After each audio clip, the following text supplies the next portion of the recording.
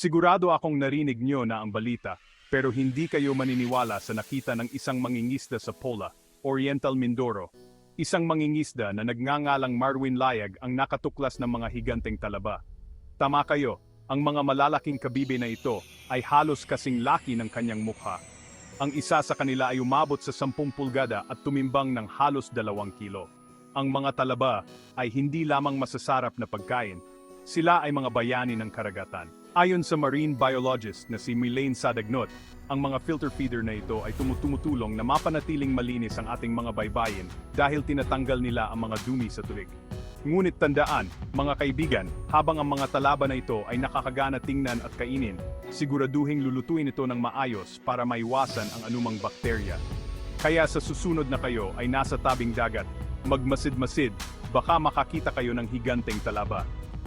Manatiling mahusisa, manatiling masigla at gaya ng dati, manatiling nakatutok para sa mas marami pang kamanghamanghang tuklas.